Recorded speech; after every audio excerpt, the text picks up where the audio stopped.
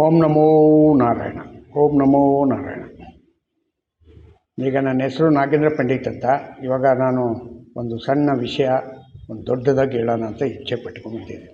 ಏನಪ್ಪ ಸಣ್ಣ ವಿಷಯ ಅಂದರೆ, ಬಾಗಲಕೋಟೆ ಮತ್ತು ದಾವಣಗೆರೆ ದಕ್ಷಿಣ ಕ್ಷೇತ್ರದ ಎಲೆಕ್ಷನ್ ಇಂದು ಪ್ರಚಾರ ಅಂತ್ಯವಾಗಲಿದೆ.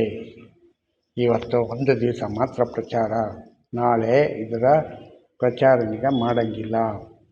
ನಾಳೆ ಎಲ್ಲ ಮೌಖಿಕವಾಗಿ ಒಂದು ದಿನ ಫ್ರೀ ಡೇ ಆಗಿರುತ್ತೆ.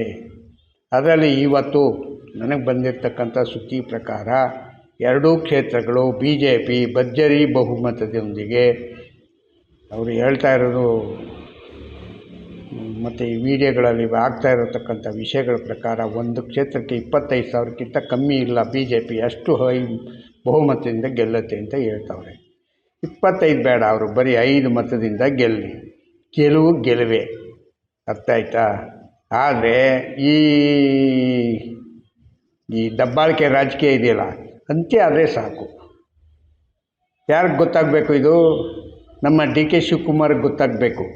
ನಾನು ಅಧ್ಯಕ್ಷ, ನನ್ನ ಬಿಟ್ಟರೆ ಬೇರೆ ಯಾರೂ ಇಲ್ಲ, ನಾವು ಹೇಳಿದ್ದೆ ನಡೀತಾ ಇದೆ, ನಾವು ಯಾರಿಗೆ ಟಿಕೆಟ್ ಕೊಟ್ಟಿರ್ತೀವೋ ಅವ್ರಿಗೆ ಜವಾನರಾಗಿ ಕೆಲಸ ಮಾಡಬೇಕು ಅಂತ ಅಂದ್ಕೊಂಡವ್ರೆ ಅಲ್ವಾ? ಇದು ಎಲ್ಲ ಏನಾಗಬೇಕು? ಅಂತ್ಯ ಆಗಬೇಕು. ಕಾರ್ಯಕರ್ತರಿದ್ದರೆ ಮಾತ್ರ ಈ ಪಕ್ಷದಿಂದ ಕಾರ್ಯಕರ್ತರಲ್ಲ, ಪಕ್ಷಕ್ಕೆ ಬೆಂಬಲವಾಗಿರ್ತಕ್ಕಂಥದ್ದು ಕಾರ್ಯಕರ್ತರು. ಎರಡೂ ಅಷ್ಟೇ ಪರ್ಸೆಂಟೇಜ್ ಇದೆ. ನೀವು ಪಕ್ಷ ಒಂದೇ ಇಕ್ಕೊಂಬಿಟ್ಟು ಏನು ಮಾಡ್ತೀಯ? ಆಮೇಲೆ ನಮ್ಮ ಪಕ್ಷ ಅಂತೀಯಲ್ಲ. ಸಿದ್ದರಾಮಯ್ಯ ಬರಲಿಲ್ಲ ಅಂದರೆ ನಿಮ್ಮ ಪಕ್ಷ ಏನಾಗಿರೋದು ಅಂತ ಗೊತ್ತಾ? ಇಷ್ಟೊತ್ತು ಕಳ್ಳ ಹಿಡ್ಕೊಂಡಿರೋದು. ಅವನು 17-18 ಜನ 20 ಜನ ನನಗೆ ಕರ್ಕೊಂಬಂದಿದ್ದಕ್ಕೆ ಇವತ್ತು ಕಾಂಗ್ರೆಸ್ ಪಕ್ಷ ಅಂತ ಹೇಳ್ತಾ ಇದೆಯಾ? ಇಲ್ಲ ಅಂದಿದ್ರೆ ಏನಾಗಿರೋದು ಹೇಳು? ಏನ್ರಿ ಆಗಿರೋದು? DK ಶಿವಕುಮಾರ್ ಅವರೇ, ಬೇರೆ ಪಾರ್ಟಿಯವ್ರು ಸೇರಿಸ್ಕೊಂಡು ಪಕ್ಷನಿಗ ಸದೃಢ ಮಾಡ್ಕೊಂಡಿದ್ದೀನಿ ಅಂತ ಕುಣಿತಾ ಇದೆಯಾ ಬಿಟ್ಟರೆ ನಿನ್ನ ಸ್ವಂತ ಪಕ್ಷದಿಂದ ಏನಾದ್ರೂ ಇದೆಯಾ? ಕೊಡಪ್ಪ ನೋಡೋಣ. ಅಲ್ಲಿಂದ ಯಾರಾದರೂ ಮಾಮೂಲಿ ಒಬ್ಬ ಕಾರ್ಯಕರ್ತನ ಕರೆದ್ಬಿಟ್ಟು MLA ಟಿಕೆಟ್ ಕೊಡೋ ನೋಡೋಣ. ಅಲ್ಲಿಂದ ಒಬ್ಬ MLA ಆಗಿ ಬಂದರೆ ಆ MLAನಿಗೆ ಸೇರಿಸ್ಕೊಳಕ್ಕೆ ನೀನೇ ಆಗಬೇಕಾ? ಅಲ್ರಿ, ನೀವೇ ಆಗಬೇಕೇನ್ರಿ ಈ ಥರ ರಾಜಕಾರಣ ಮಾಡೋಕ್ಕೆ? BJPನಲ್ಲಿ ಏನಾಗಿದೆ, ಏನಾಗಿಲ್ಲ ಹೇಳು? ಅವರು ಬುಡಮಟ್ಟದಿಂದ ಬೇಸ್ದಿಂದ ಇಳಿದು ಏನೋ ಪಾಯ ತೆಗೆದುಬಿಟ್ಟು ಕಲ್ಲು ದಿಂಡು ಹಾಕಿ ಪಾಯ ತೆಗೆದು ಆಮೇಲೆ ಮನೆ ಕಟ್ಟೋರು ಅವರು BJP ಅವರು. ನಿಮ್ಮ ರೀತಿ ಏನು ಕಟ್ಟಿರೋ ಮನೆಗೆ ಓಡೋಕೆ ನುಕ್ಕೊಳ್ಳೋರಲ್ಲ ನೀವು ಕರ್ಕೊಂಬಂದಂಗೆ. ಅರ್ಥ ಆಯ್ತಾ? ನಿಮ್ಮ ಪಕ್ಷಕ್ಕೆ ಏನಿದೆ? ಎಷ್ಟು ಅಂತರದಲ್ಲಿ ನೀವು ಒಬ್ಬೊಬ್ಬರ ಕಡೆ ಗೆದ್ದಿದ್ದೀರಾ? ಅರ್ಥ ಆಯ್ತಾ ಹೇಳಿದ್ದು? JDSನಿಂದ ಬಂದವರೇ ಸುಮಾರು ಜನ ಇದ್ದಾರೆ ಅಲ್ಲಿ. ಇನ್ಯಾರಿದ್ದಾರೆ? JDS, ಜನತಾದಳ ಇಂದ ಬಂದವರು. ಆವಾಗ ಇವರೆಲ್ಲ ಯಾರು? ಆವಾಗ ಒಂದಷ್ಟು 10-15 ಜನ ಪಕ್ಷ ಸ್ಪ್ಲಿಟ್ ಆದಾಗ ಸೇರಿಕೊಂಡ್ರು. ಎಲ್ಲ ಜನತಾದಳದವರೇ, ಜನತಾ ಪಕ್ಷದವರೇ ನಿಮ್ಮ ಪಾರ್ಟಿಗೆ ಮೆಂಬರ್ಶಿಪ್ ಇದ್ದಾರೆ. ಕಾಂಗ್ರೆಸ್ ಇಲ್ಲ ಅಂದರೆ ಇಷ್ಟೊತ್ತಿಗೆ ಧೂಳಿಪಟ ಆಗೋಯ್ತಾಯಿತು. DK ಶಿವಕುಮಾರ್, ನಿನಗೆ ಅಂತ್ಯ ಆಗುತ್ತೆ ಇದು. ನೀನು ಅಧ್ಯಕ್ಷಗಿರಿಯಿಂದ ಕೆಳಗಡೆ ಇಳಿ, ಆಮೇಲೆ ನಿನ್ನ ಪಕ್ಷ ಎಷ್ಟು ಮಟ್ಟಿಗಿತ್ತು ಅಂತ ಅನ್ನೋದು ಗೊತ್ತಾಗುತ್ತೆ, ಎಷ್ಟು ಮಟ್ಟಿಗೆ ಆಯ್ತಾ ಇದೆ ಅಂತ. ಅರ್ಥ ಆಯ್ತಾ? ಈಗ ಏನಾಗಿದೆ ಅಂದರೆ, ಎರಡೂ ಕ್ಷೇತ್ರದಲ್ಲಿ ನಾನು ಕೇಳಿದ ಮಟ್ಟಕ್ಕೆ BJPನೇ ಮುನ್ನಡೆ. ಎಲ್ಲಿ ನೋಡಿದ್ರು ಯಾವ ಯೂಟ್ಯೂಬು ಮತ್ತು ಯಾವುದೇ ಸೋಷಿಯಲ್ ಮೀಡಿಯಾದಲ್ಲಿ ಎಲ್ಲರೂ BJP ಗೆಲ್ಲುತ್ತೆ, BJP ಶ್ರೀನಿವಾಸ್ ದಾಸ್ ಕರಿಯಪ್ಪ ಗೆಲ್ತಾರೆ. ಆ ಕಡೆ ನೋಡಿದ್ರೆ ಚರಂತಿ ಮಠ ಗೆಲ್ತಾರೆ. ನಿಮ್ದು ಯಾವ ಮಠ ಐತೆ? ಯಾವ ಮಠನೂ ಇಲ್ಲ, ಯಾರೂ ಗೆಲ್ಲಲ್ಲ. ಮೇಟಿನೂ ಗೆಲ್ಲಲ್ಲ. ಈ ಕಡೆ ಯಾರಾದರೂ ಸಮರ್ಥು ಇಲ್ಲ. ನೋಡ್ರಾ? ದುಡ್ಡಿದ್ರೆ ಆಗಲ್ಲ ಅಂತ. ದುಡ್ಡಿದ್ರೆ ಆಗಲ್ಲಮ್ಮ ಗುರುವೇ.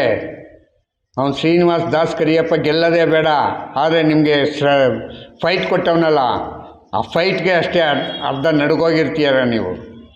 ಅರ್ಥ ಆಯ್ತಾ? ಇವತ್ತೆಲ್ಲ ವ್ಯಾಪಾರ ಮಾಡ್ತೀರಾ, ತಗೊಳ್ಳಿ, ಇವತ್ತು ನಾಳೆ 2 ದಿನ ಯಾರ್ಯಾರಿಗೆ ಎಷ್ಟು ಕೊಡಬೇಕು, ಎಲ್ಲೆಲ್ಲಿ ಏನು ಮಾಡಬೇಕು ಎಲ್ಲ ಮಾಡ್ತೀರಾ. ಆದರೆ ಮಾತ್ರ ಈ ಸತಿ ದುಡ್ಡಿಗೆ ಯಾವುದೇ ಬೆಲೆ ಇಲ್ಲ. ಬೆಲೆ ಇಲ್ಲದಂಗೆ ಜನ ಎದ್ದು ಹೇಳಿದ್ದಾರೆ. ಜನ ಎದ್ದ ಮೇಲೆ ನೀವು ದುಡ್ಡು ಕೊಡೋಕ್ಕೆ ಹೋದರೆ ಜನ ಈಸ್ಕೊಂಡು ಬೇಕಾದ್ರೆ ಬಿ ಜೆ ಪಿಗೆ ಮತ್ತೆ ಓಟ್ ಹಾಕ್ತಾರೆ. ಅದಾಗುತ್ತೆ. ನನಗೆ ಗೊತ್ತಾದಾಗೆ ಅಂದರೆ ಒಂದು ನಿಲುವಾಗ್ಬಿಟ್ಟು ಆತ್ಮದಲ್ಲಿ ಬಿ ಜೆ ಪಿ ಅಂತ ಹೇಳ್ತಾವ್ರೆ, ಎಲ್ಲ ಆತ್ಮದಿಂದ ಹೇಳ್ತಾ ಇದ್ದಾರೆ. ಆತ್ಮದಿಂದ ಹೇಳೋದ್ರಿಂದ ಬಿ ಜೆ ಪಿನಿಗೆ ಗೆಲ್ಲಿಸೋದಕ್ಕೆ ಎಲ್ಲ ರೀತಿಯ ಸಹಕಾರ ಸಿಕ್ಕಿದೆ. ಇವರು ಯಾರು ಕಾಂಗ್ರೆಸ್ನಲ್ಲಿ ಯಾರು ಲಿಂಗಾಯತ ಕ್ಯಾಂಡಿಡೇಟು ಕಾಂಗ್ರೆಸ್ಸಿಂದ ನಿಂತಿದ್ದಾರೆ, ನಾವು ಬೇರೆ ಜಾತಿ ಕೊಡೋಣ ಅಂಥೇಳಿ ಯೋಚನೆ ಮಾಡಿ ಬಿ ಜೆ ಪಿಯವರು ಏನಾದ್ರು ಕೊಟ್ಟಿದ್ರೆ ಅದು ಈಗ ಉಲ್ಟಾ ಆಗ್ಬಿಡ್ತು. ಹೆಂಗೆ ಉಲ್ಟಾ ಆಯಿತು? ಬೇರೆ ಜಾತಿಯವನೇ ಮುಂದೆ ಆಗ್ಬಿಟ್ಟ. ಈಗೆಲ್ಲ ಇವತ್ತೆಲ್ಲ ದಾವಣಗೆರೆಯ ಇವರು ಲಿಂಗಾಯತ್ ಕಮಿಟಿಯವರು ಮಾತಾಡಿದ್ರು ಸುಮಾರು ಜನ. ನಾವು ಅವರ ಒಡನಾಡಿಗಳು, ಅವ್ರ ಜೊತೆ ಇದ್ದವರು, ಅವರ ಅಪ್ಪ ನಮಗೆ ತುಂಬ ಪರಿಚಯ ಹಂಗಂತ ಹೇಳಿದವರು ಉಂಟು, ನನ್ನ ಸ್ನೇಹಿತರು ಅಂತ ಹೇಳಿದವರು ಉಂಟು. ಬಿ ಜೆ ಪಿಯಿಂದ ಕಾಂಗ್ರೆಸ್ನ ಅಂದರೆ ಲಿಂಗಾಯತ ಮತದಾನನೂ ಕೂಡ ಶ್ರೀನಿವಾಸ್ ದಾಸ್ ಕರಿಯಪ್ಪನಿಗೆ ಬರ್ತಾಯಿದೆ. ಜಾತಿವಾರು ಲೆಕ್ಕ ತಗೊಂಡ್ರೆ ಸರ್ವ ಜಾತಿನೂ ಶ್ರೀನಿವಾಸ್ ಕರಿಯಪ್ಪನಿಗೆ ಹಾಕ್ತಾರೆ. ಮುಸ್ಲಿಂ ಕೂಡ ಅವರಲ್ಲಿ ಓಟ್ ಹಾಕೋದು ಬೇಡ, ಅವರು ಒಂದು ವೇವ್ ತಂದು ಕೊಟ್ರಲ್ಲ ಅದು ಸಾಕು. ಈಗ ವೇವ್ ತಂದು ಕೊಟ್ಟವ್ರು ಯಾರಪ್ಪ ಹಂಗಂತಂದರೆ ಬಿ ಜೆ ಪಿಯಿಂದ ಕಾಂಗ್ರೆಸ್ಸಿಂದ ಮುಸ್ಲಿಮ್ನವರು ನಾವು ಹಾಕ್ತೀವಿ ಶ್ರೀನಿವಾಸ್ ದಾಸ್ ಕರಿಯಪ್ಪನಿಗೆ ಅಂತೇಳಿ ವೇವ್ ತಂದು ಕೊಟ್ಟರು. ಆ ವೇವು ಈಗ ತುಂಬ ಹಿಂದೂಗಳ ಮನಸ್ಸಿನಲ್ಲಿ ಉಳ್ಕೊಂಡಿದೆ. ಅವ್ರು ಕಳ್ಳರು ಯಾರು ಮುಸ್ಲಿಮ್ನವರು, ಯಾರು ಓಟ್ ಹಾಕ್ಬೇಕೋ ಅವ್ರಿಗೆ ಹಾಕೋದು. ಅದನ್ನೇನು ನಂಬೋದು ಬೇಡ. ಆದರೆ ಇಲ್ಲಿ ಜನ ಎದ್ದಿರೋದ್ರಿಂದ ನೆಕ್ ಮೂಮೆಂಟು ಗೆದ್ದೇ ಗೆಲ್ತಾರೆ. ಯಾರು ಶ್ರೀನಿವಾಸ್ ದಾಸ್ ಕರಿಯಪ್ಪನವರು ಅಚಲ ನಿರ್ಧಾರದಿಂದ ಹೇಳ್ತಾ ಇದ್ದೀನಿ. ನನ್ನದೇ ಆದ ನಂಬಿಕೆಯಲ್ಲಿ ನಾನು ಎರಡೂ ಕ್ಷೇತ್ರಗಳು ಗೆಲ್ಲುತ್ತೆ ಅಂತ ಹೇಳಿದ್ದೀನಿ. ಗೆದ್ದೇ ಗೆಲ್ಲುತ್ತೆ, ಇದು ಸ್ವತಃ ಸಿದ್ಧ. ಅರ್ಥ ಆಯ್ತಾ? ಈಗ ಇವರು ಯಾರು ನಮ್ಮ ಮುಖ್ಯಮಂತ್ರಿಗಳು ಇದಕ್ಕೆ ಹೋಗ್ತಾರಂತೆ ಮತ್ತೆ ಇನ್ನೊಂದು ಸತಿ. ಈಗಾಗಲೇ ಹೋಗಿ ಒಂದು 5-6 ದಿವಸ ಕೂತು ಬಂದರು. ಎಲ್ಲಿ? ಬಾಗಲಕೋಟೆಯಲ್ಲಿ. ಈಗ ಮತ್ತೆ ಹೋಗವ್ರೆ. ಕೊನೆಯ ಅದ್ಧೂರಿ ಸ್ವಾಗತ ಮಾಡ್ತೀವಿ ಹಿಂಗಂತ. ಅದ್ಧೂರಿ ಸ್ವಾಗತ ಆಗ್ತದೋ ಇಲ್ಲ ಅದ್ಧೂರಿ ವಿಶ್ವಾಸನಿಗೆ ಕಳ್ಕೊಂಬರ್ತೀರೋ ಗೊತ್ತಿಲ್ಲ. ಯಾಕೆಂತಂದರೆ ನಿಮಗೆ ಏನೇ ಆದ್ರೂ ಸಮಾಜದಲ್ಲಿ ನಾನು ಅನ್ನೋದು ಇದೆ. ನಾನು ಅನ್ನೋದನಿಗೆ ಎಲ್ಲಿವರೆಗೂ ಬಿಡಲು ಸಿದ್ದರಾಮಯ್ಯವರೇ ಅಲ್ಲಿವರೆಗೂ ನೀವು ಮುಂದೆ ಬರಲ್ಲ ಹಂಗಂತ ಹೇಳೋದಕ್ಕೆ ನಾನು ಇಚ್ಛೆಪಡ್ತೀನಿ. ನಿಮ್ಮ ಜಂಬಗಳು, ನಿಮ್ಮ ಹಠಾಟೋಪಿಗಳ ಕೆಲಸಗಳಿಗೆಲ್ಲ ಈ ಸತಿ ಜನ ಏನು ಮಾಡೋರು ಗೊತ್ತಾ? ಜನ ಎದ್ದು ತಿರುಗಿ ಉತ್ತರ ಕೊಡ್ತಾ ಇದ್ದಾರೆ. ಏನ್ರಿ ಅವರು ಹೆಣ್ಮಕ್ಳುಗಳವರು, ಹೆಂಗಸ್ರ, ಅವ್ರಿಗೆಲ್ಲ ಕೈ ಮುಗಿಬೇಕು. ಯಾಕೆಂತಂದರೆ ಇಷ್ಟು ಎಚ್ಚೆತ್ಕೊಂಡವ್ರಲ್ವ ಅಂತ. ಎಲ್ಲ ವೀಡಿಯೋಗಳಲ್ಲೂ ಎಲ್ಲ ಲೋಕಲ್ ವೀಡಿಯೋದವರು ಯಾರು ಗೆಲ್ತಾರೆ ಹೆಂಗಂತಂದರೆ ಈ ಕಡೆ ದಾಸ್ ಕರಿಯಪ್ಪ, ಆ ಕಡೆ ಚರಂತಿ ಮಟ್ಟು, ಎಲ್ಲ ಹೆಣ್ಮಕ್ಳು ಹೇಳ್ತಕ್ಕಂಥ ವಿಷಯ ನೋಡಿದ್ರಾ? ಅದಕ್ಕೆ ಹೇಳೋದು ಒಂದಲ್ಲ ಒಂದು ದಿವಸ ದುಡ್ಡು ಉತ್ತರ ಕೊಡಲ್ಲ. ಜನರ ಮೇಲೆ ನಂಬಿಕೆ ಇಟ್ಟರೆ ಜನರು ಏನಾದರೂ ಒಂದು ಸಾಧನೆ ಮಾಡ್ತಾರೆ ಅಂತ. ಇಬ್ಬರಿಗೂ ಅದೃಷ್ಟ ಬಂದಿದೆ. ಚರಂತಿ ಮಠ ಅವ್ರಿಗೆ ಮತ್ತು ದಾಸ್ ಕರಿಯಪ್ಪ ಅವ್ರಿಗೆ ದೇವರು ಒಳ್ಳೇದು ಮಾಡಲಿ. ಇವ್ರಿಗೆ ಆಯುಷ್ ಆರೋಗ್ಯ ಕೊಡಲಿ.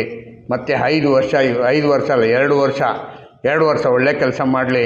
ವಿಧಾನಸಭೆಗೆ ಮತ್ತೊಮ್ಮೆ ಆಯ್ಕೆ ಆಗಲಿ ಅಂತ ಹೇಳ್ತಾ ನಾನು ಈ ಕೊನೆಯದು ಅಂದರೆ ಏನೋ ಕೆಲವು ಗಂಟೆಗಳಷ್ಟೇ ಉಳಿದಿರೋದು. ಈಗ ಎಷ್ಟು ನಾನು ಮಾಡ್ತಾಯಿರೋದು 11:30 12 ಗಂಟೆ ಆಗಿದೆ. 12 ಗಂಟೆ ಆಗಿದೆ ಹೆಂಗಂದರೆ ಇನ್ನು ಸಂಜೆ 5 ಗಂಟೆಗೆ ತೆರೆ ಬೀಳಲಿದೆ. ಪ್ರಚಾರದ ಹಬ್ಬರಗಳೆಲ್ಲ ನಿಂತು ಹೋಗಲಿದೆ. ಮತ್ತು ಇಲ್ಲಿಂದ ಹೋಗಿರೋ ಅಂಥ ಲೀಡ್ರುಗಳೆಲ್ಲ ಆ ಊರಿನಿಗೆ ಬಿಟ್ಟು ಹೊರಗಡೆ ಓಡಿ ಬರಬೇಕಾಗತ್ತೆ ಅಲ್ವಾ? ಇದು ಹೆಂಗಿದೆ? ಡಿ ಕೆ ಶಿವಕುಮಾರ್ ಅಂತವರು ಕೂಡ ಇವತ್ತು ವಾಪಸ್ ಓಡಿ ಬರಬೇಕು. ಅಲ್ಲಿ ಹೋಗಿ ಏನೋ ಸಾಧಿಸ್ಬಿಡ್ತೀನಿ ಹಿಂಗಂತ ಅಂದ್ಕೊಂಡು ಸಾಧಿಸಕ್ಕೆ ಹೋಗಿದ್ರೆ ಅದು ಎಲ್ಲ ಈಗ ಸುಳ್ಳಾಗುತ್ತೆ ಅಂತ ಹೇಳೋದಕ್ಕೆ ನಾನು ಇಚ್ಛೆಪಡ್ತೀನಿ. ನಾನು ಇನ್ನೊಂದು ಏನಪ್ಪ ಹೇಳ್ತೀನಿ ಅಂತಂದರೆ, ಈ ದೇಶದ ಜನ ಒಂದಲ್ಲ ಒಂದು ದಿವಸ ಮತ್ತೆ ಹಿಂದುತ್ವ ಅನ್ನೋದಕ್ಕೆ ಬೆಲೆ ಕೊಡುತ್ತೆ, ಬೆಲೆ ಬರಂಗಾಗುತ್ತೆ. ಆದರೆ ಅದು ಸ್ವಲ್ಪ ಸಮಯ ತಗೋತದೆ ಅಷ್ಟೇ.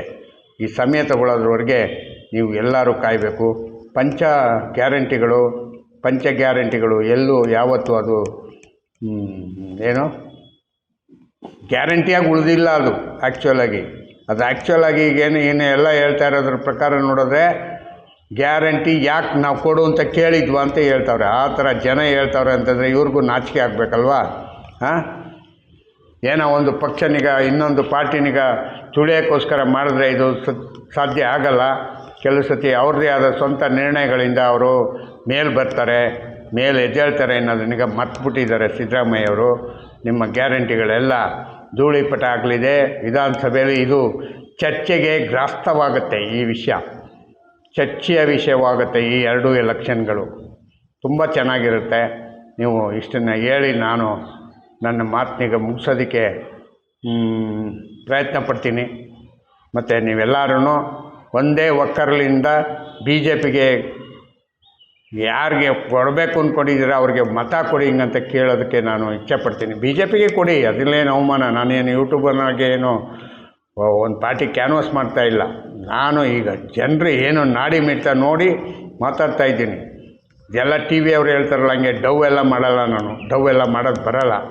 ಹಾಗಾಗಿ ನಾನು ಇಷ್ಟೇಳಿ ನಾನು ನನ್ನ ಮಾತನ್ನೀಗ ಮುಗಿಸ್ತಾ ಇದ್ದೀನಿ ಅಂತ ಅಂದ್ಕೊಳ್ಳೋದಕ್ಕಿಂತ ಹೆಚ್ಚಾಗಿ ನನ್ನ ಇದನ್ನೀಗ ಸಬ್ಸ್ಕ್ರೈಬ್ ಮಾಡಿ ಮತ್ತು ಶೇರ್ ಮಾಡಿ ಮುಂದೆ ಹೋಗೋದಕ್ಕೆ ಅನುಕೂಲ ಮಾಡಿಕೊಡಿ ಅಂತ ಹೇಳಿ ಜೈ ಹಿಂದ್, ಜೈ ಕರ್ನಾಟಕ. ಮತ್ತು ಓಂ ನಮೋ ನಾರಾಯಣ, ಓಂ ನಮೋ ನಾರಾಯಣ.